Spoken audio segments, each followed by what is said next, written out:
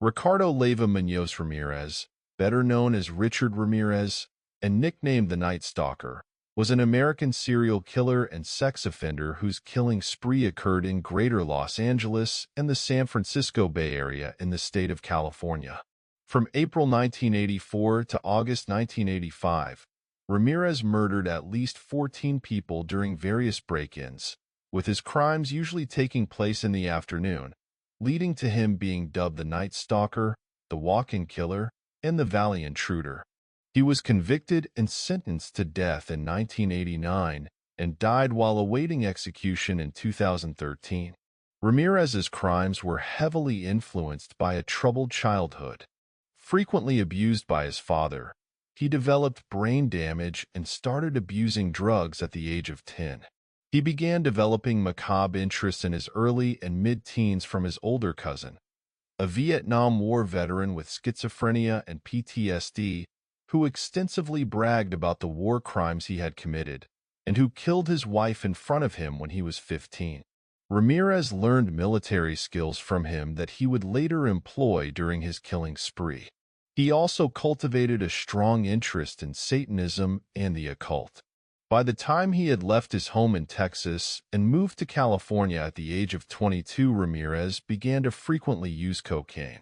He would often commit burglaries to support his drug addiction, many of which were later frequently accompanied by murders, attempted murders, and various types of assaults.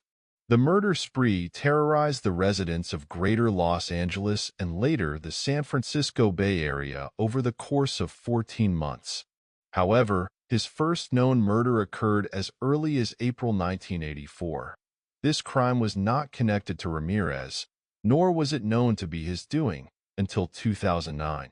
Ramirez used a wide variety of weapons, including handguns, various types of knives, a machete, a tire iron, and a claw hammer. He punched, pistol-whipped, and strangled many of his victims, both with his hands and in one instance a ligature. Stomped at least one victim to death in her sleep, and tortured another by shocking her with a live electrical cord. Ramirez also frequently enjoyed degrading and humiliating his victims, especially those who survived his attacks or whom he explicitly decided not to kill. In 1989, Ramirez was convicted of 13 counts of murder, 5 attempted murders, 11 sexual assaults, and 14 burglaries. The judge who upheld his 19 death sentences remarked that his deeds exhibited cruelty, callousness, and viciousness beyond any human understanding. Ramirez never expressed any remorse for his crimes. He died on June 7, 2013, of complications from B-cell lymphoma while awaiting execution on Californian death row. Ricardo Leyva Munoz Ramirez was born in El Paso, Texas on February 29, 1960, to Mexican immigrants Mercedes Munoz and Julian Tapia Ramirez, the youngest of their 5 children. His father, a railway laborer, was an alcoholic who was prone to fits of anger that often resulted in physical abuse towards his wife and children. Ramirez was brought up a Catholic and began smoking marijuana and drinking alcohol at the age of 10. Psychiatrist Michael Stone describes Ramirez as a made psychopath as opposed to a born psychopath. He says that Ramirez's schizoid personality disorder contributed to his indifference to the suffering of his victims and his untreatability. Stone also stated that Ramirez was knocked unconscious and almost died on multiple occasions before he was 6 years old, and as a result, later developed temporal lobe epilepsy, aggressivity, and hypersexuality. At age 12, Ramirez was taken under the wing of his older cousin, Miguel Angel Valles, or Mike as he was known by many, a soldier in the U.S. Army who himself had already become a serial killer and rapist during his service in the Vietnam War. Mike often boasted of committing gruesome war crimes in Vietnam and shared Polaroid photos with Ramirez showing Vietnamese women whom he had assaulted, murdered, and dismembered or decapitated.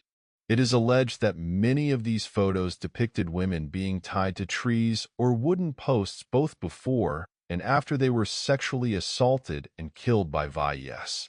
Ramirez would later state while incarcerated that he was fascinated, rather than repulsed, by the images and stories Mike shared with him. Mike taught his young cousin some of his military skills, including stealth and kill tactics. Around this time, Ramirez began to seek escape from his father's violent temper by sleeping in a local cemetery. His father would tie him to a crucifix in a cemetery overnight as punishment. Mike and his wife Josefina Valles had a son named Miguel Valles Jr. who passed away at the age of 5 in an accidental gas explosion. It is unknown if Ramirez as a child ever interacted with his younger cousin before his death. Shortly after Ramirez had turned 14 in 1974, he began using LSD frequently. He and Mike resumed bonding over their shared use of drugs and alcohol. It was during this period that Ramirez began to cultivate an interest in Satanism and the occult. When he reached adolescence, Ramirez began to meld his burgeoning sexual fantasies with graphic violence, including forced bondage, murder, mutilation, and sexual assault. While still in school, he took a job at a local Holiday Inn and used his master key to rob sleeping patrons. On at least one occasion, Ramirez took advantage of 2 children in an elevator at the hotel, but he was never reported or prosecuted for this act. His employment ended abruptly after Ramirez attempted to sexually assault a woman in her hotel room and was caught in the act by the victim's husband. Although the husband beat Ramirez at the scene, criminal charges were dropped when the couple, who lived out of state, declined to return to Texas to testify against him. At the age of 15, Ramirez was present on May 4, 1975, when Mike fatally shot his second wife, 26-year-old Valles, in the face with a handgun during a domestic argument. Like the graphic photos and stories of his cousin's war crimes in Vietnam, Ramirez would later similarly remark that witnessing the murder was not traumatic for him in any traditional sense, but rather a subject of fascination. After the shooting, Ramirez became sullen and withdrawn from his family and peers. Mike was later found not guilty of Jesse's murder by reason of insanity, with the shooting attributed to post-traumatic stress disorder from his military service. After his elder cousin's murder of his second wife, Ramirez dropped out of Jefferson High School in the 9th grade, shortly before the school year ended in 1975. Shortly after the shooting, Ramirez moved in with his older sister, Ruth, and her husband, Roberto, an obsessive peeping Tom who took Ramirez along on his nocturnal exploits. After Mike was released from the mental hospital in 1977, he sometimes accompanied Ramirez and Roberto on these voyeuristic walks, spying on women in the nearby areas through their windows. In 1982, at age 22, he moved to and settled permanently in California.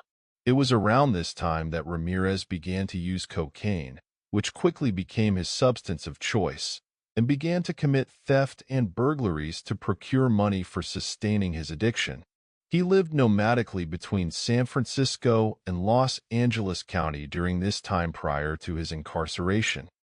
On April 10, 1984, Ramirez murdered Mei Leung, a 9-year-old Chinese-American girl, in the basement of her apartment building in the Tenderloin district of San Francisco. Leung was with her 8-year-old brother and looking for a lost $1 bill when Ramirez approached the girl and told her to follow him into the basement to find it. Once they were in the basement, Ramirez beat, strangled, and sexually assaulted Leung before stabbing her to death with a switchblade and hanging her partially nude body from a pipe by her blouse. The killing was not linked to Ramirez until 2009, when his DNA was matched to a sample obtained at the crime scene. In 2016, officials disclosed evidence of a second suspect, identified through another DNA sample retrieved from the scene, who was believed to have been present at Leung's murder. Authorities had not publicly identified the suspect, described as being a juvenile at the time. and have not brought charges due to the lack of evidence. On June 28, 1984, 79-year-old Jenny Vincow was found murdered in her apartment in Glassell Park, Los Angeles. She had been stabbed repeatedly in the head, neck, and chest while asleep in her bed, and her throat slashed so deeply that she was nearly decapitated. Ramirez's fingerprint was found on a mesh screen he removed to gain access through an open window. This, his second known murder, established his pattern of breaking into homes, committing particularly vicious murders, and frequently burglarizing his victims either before or after killing them, which was mainly to support his drug addiction and pay his rent. 9 months later, on March 17, 1985, Ramirez attacked 22-year-old Maria Hernandez outside her home in Rosemead, shooting her in the face with a .22 caliber handgun after she pulled into her garage. She survived when the bullet ricocheted off the keys she held in her hands as she lifted them to protect herself. Hernandez played dead until Ramirez left the scene. Inside the house, her roommate, 34-year-old Dale Yoshiokazaki, heard the gunshot and ducked behind a counter when she saw Ramirez enter the kitchen. When she raised her head to get a look at what had happened, Ramirez, who was waiting for Okazaki to peek over the counter, shot her once in the forehead, killing her instantly.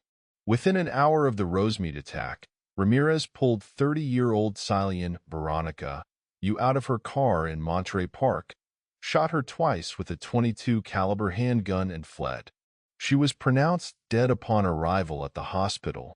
The two murders, and an attempted third, in a single day attracted extensive coverage from news media, who dubbed the attacker, described as curly-haired with bulging eyes and wide-spaced, rotting teeth, the walk-in killer, and the Valley Intruder. 1 week later, at approximately 2 a.m. on March 27, 1985, Ramirez entered a home that he had burglarized a year earlier just outside of Whittier and killed 64-year-old Vincent Charles Zazera in his sleep with a gunshot to his head. Zazera's wife, 44-year-old Maxine Lavinia Zazera, was awakened by the gunshot. Ramirez beat her and bound her hands while demanding to know where her valuables were. While he ransacked the room, Maxine escaped her bonds and retrieved a shotgun from under the bed, which she was unaware was not loaded. She pulled the trigger just after he turned around and saw her. The infuriated Ramirez shot her 3 times with his handgun, killing her, then fetched a large carving knife from the kitchen. He mutilated her body by cutting an inverted cross into her chest, then removed her eyes and placed them in a jewelry box. He attempted to have relations with her body, but found himself so shaken by her attempting to shoot him that he was unable to perform. He took the jewelry box containing her eyes and kept it at his apartment as a souvenir until his arrest. Ramirez left footprints from a pair of Avia sneakers in the flower beds, which the police photographed and cast. Bullets found at the scene were matched to those found at previous attacks, and the police determined that a serial killer was at large. On May 14, 1985, Ramirez returned to Monterey Park and entered the home of 66-year-old Bill Doy and his disabled wife, 56-year-old Lillian Doy. Surprising Doy in his bedroom, Ramirez shot him in the face with a .22 semi-automatic pistol as Doy went for his own handgun. After beating the mortally wounded man into unconsciousness, Ramirez entered Lillian's bedroom, bound her with thumb cuffs, then sexually assaulted her after he had ransacked the home for valuables. Bill died of his injuries while in the hospital. 2 weeks later, on May 29th, Ramirez drove a stolen car to Monrovia and stopped at the house of Mabel Bell, age 83, and her disabled sister, 81-year-old Florence Leung. Finding a hammer in the kitchen, he bludgeoned and bound Leung in her bedroom, then bound and bludgeoned Bell before using an electrical cord to shock the woman. After assaulting Leung, he used Bell's lipstick to draw the satanic pentagram symbol on her thigh, as well as on the walls of both bedrooms. The women were found 2 days later, alive but comatose and critically injured. Bell died in the hospital from her injuries on July 15th. Leung died in August. The next day, Ramirez drove the same car to Burbank and snuck into the home of 42-year-old Carol Kyle. At gunpoint, he bound Kyle and her 11-year-old son with handcuffs before ransacking the house. He released Kyle to direct him to where the family's valuables were. He then assaulted her repeatedly. Ramirez also repeatedly ordered her not to look at him, telling her at one point that he would cut her eyes out. He fled the scene after retrieving the child from the closet and binding the two together again. On the night of July 2, 1985, Ramirez drove a stolen car to Arcadia and randomly selected the house of 75-year-old Mary Louise Cannon, a widowed grandmother. After quietly entering Cannon's home, he found her asleep in her bedroom. He bludgeoned her into unconsciousness with a lamp and then stabbed her to death using a 10-inch butcher knife from her kitchen. Ramirez repeatedly stabbed Cannon's body after she was already dead. 3 nights later, Ramirez broke into a home in Sierra Madre and bludgeoned 16-year-old Whitney Bennett with a tire iron as she slept in her bedroom. After searching in vain for a knife in the kitchen, Ramirez tried to strangle the girl with a telephone cord. He stated that he was startled to see electrical sparks emanate from the cord, and when his victim began to breathe, he fled the house believing that Jesus Christ had intervened to save her. Bennett survived the attack, although 478 stitches were required to close the lacerations to her scalp. On July 7th, Ramirez burglarized the home of 60-year-old Joyce Lucille Nelson in Monterey Park.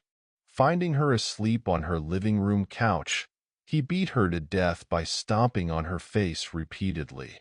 A shoe print from an obvious sneaker was left imprinted on her face. After cruising 2 other neighborhoods, he returned to Monterey Park and chose the home of Sophie Dickman, age 63. Ramirez assaulted and handcuffed Dickman at gunpoint, attempted to have relations with her, and stole her jewelry. When she swore to him that he had taken everything of value, he told her to swear on Satan. 2 weeks later, on July 20th, Ramirez purchased a machete before driving a stolen Toyota to Glendale. He chose the home of 66-year-old Lela Needing and her husband, 68-year-old Maxon Needing. He burst into the sleeping couple's bedroom and hacked them with the machete, then killed them with shots to the head from a .22 caliber handgun. He further mutilated their bodies with the machete before robbing the house of valuables. After quickly fencing the stolen items, Ramirez drove to Sun Valley, Los Angeles, and broke into the home of the Covenant family. He shot the sleeping 32-year-old Chanarong Covenant in the head with a .22 caliber handgun, killing him instantly, then repeatedly assaulted and beat 32-year-old Somkid Covenant. He bound the couple's 8-year-old son before dragging Somkid around the house to reveal the location of any valuable items, which he stole. During his assault, he demanded that she swear to Satan that she was not hiding any money from him. On August 6, 1985, Ramirez drove to Northridge and broke into the home of 30-year-old Chris Peterson and Virginia Peterson, age 27. He crept into the bedroom, startled Virginia, and shot her in the face with a .25 caliber semi-automatic handgun. He then shot Chris in the neck and attempted to flee. Chris fought back while avoiding being hit by 2 more shots during the struggle before Ramirez managed to escape. The couple survived. 2 nights later, Ramirez drove a stolen car to Diamond Bar and chose the home of Sakina Abawath, age 27, and her husband 31-year-old Elias Abawath. Sometime after 2:30 a.m., he entered the house and went into the master bedroom. He instantly killed the sleeping Elias with a shot to the head from a .25 caliber handgun. He then handcuffed and beat Sakina while forcing her to reveal the locations of the family's jewelry and then brutally assaulted her. He repeatedly demanded that she swear on Satan that she would not scream during his assaults. When the couple's 3-year-old son entered the bedroom, Ramirez tied the child up and then continued to assault Sakina. After he left the house, Sakina untied her son and sent him to the neighbors for help. Ramirez, who had been closely following news coverage of his crimes, left Los Angeles and headed to San Francisco. On August 18th, he entered the home of 66-year-old Peter Pan and 62-year-old Barbara Pan. He shot the sleeping Peter in the temple with a .25 caliber handgun, killing him instantly. He then beat and sexually assaulted Barbara before shooting her in the head and leaving her for dead. At the crime scene, Ramirez used lipstick to scrawl a pentagram and the phrase, "Jack the Knife," on the bedroom wall. He again left a shoe print at the scene that detectives discovered and matched to a specific pair of obvious shoes that was not common at the time. Lead detectives Frank Salerno and Gil Carrillo contacted the manufacturer of the shoes and were able to retrieve the soles. Upon the discovery of the make and distribution across the United States, only 6 of them existed in the men's size 11.5. With 5 of them shipped to locations in Arizona and 1 shipped to a shoe store in Los Angeles, it was evident that the one pair of its size and kind in the state of California then belonged to the perpetrator. When it was discovered that the ballistics and shoe print evidence from the Los Angeles crime scenes matched the Pan crime scene, San Francisco's then-mayor Dianne Feinstein divulged the information, including the gun caliber, in a televised press conference. This leak infuriated detectives, as they knew the killer would be following news coverage, which gave him the opportunity to destroy crucial forensic evidence. Ramirez, who had indeed been watching the press, dropped his sneakers over the side of the Golden Gate Bridge that night. He remained in the area for a few more days before heading back to the Los Angeles area.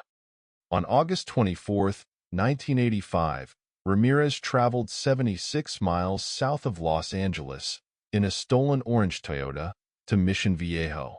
That night, he arrived at the home of 45-year-old James Romero Jr., who had just returned from a family vacation to Rosarito Beach in Mexico.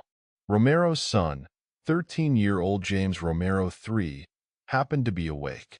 While his family was asleep, James went outside of his house to retrieve a pillow inside a truck, which was locked. When he was outside, he heard a rustling noise. Assuming it was an animal, James went to investigate but did not notice anything out of the ordinary. James then went into his garage to begin working on his mini-bike before hearing Ramirez's footsteps outside the house.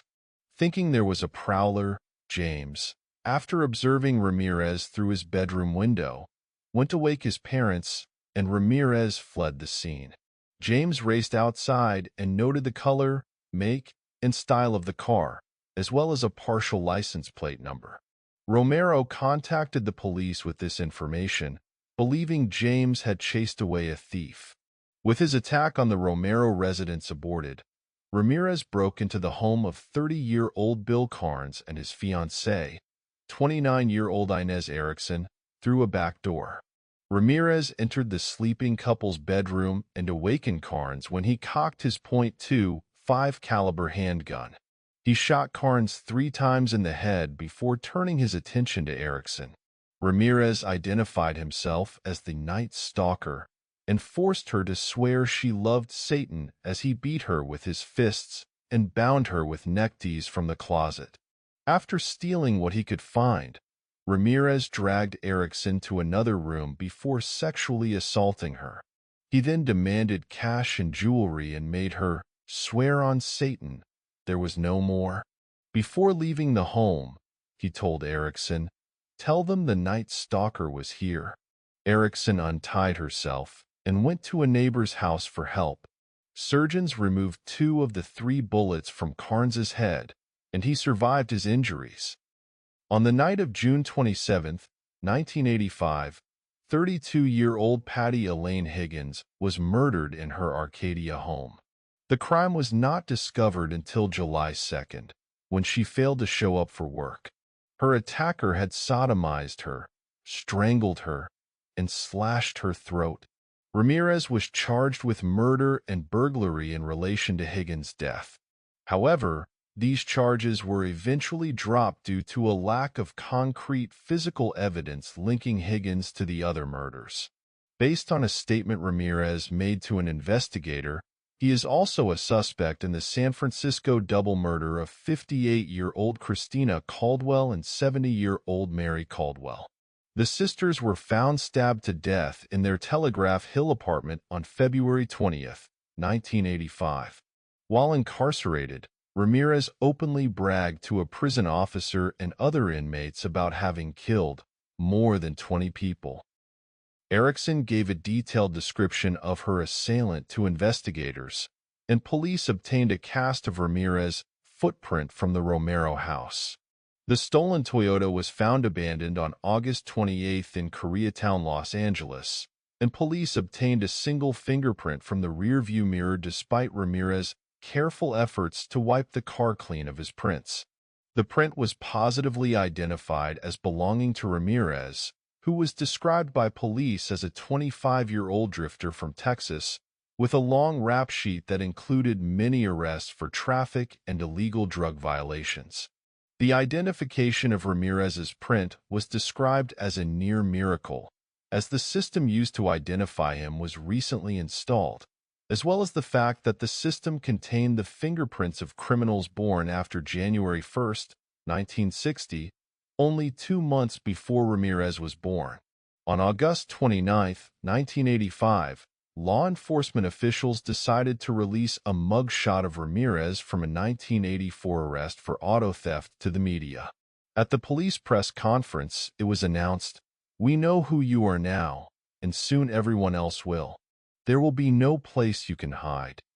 On August 30, 1985, Ramirez took a bus to Tucson, Arizona, to visit his brother, unaware that he had become the lead story in virtually every major newspaper and television news program across California.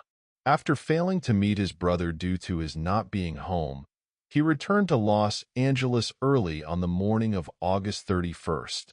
He walked past police officers who were staking out the bus terminal in hopes of catching the killer should he attempt to flee on an outbound bus, and into a convenience store in East Los Angeles.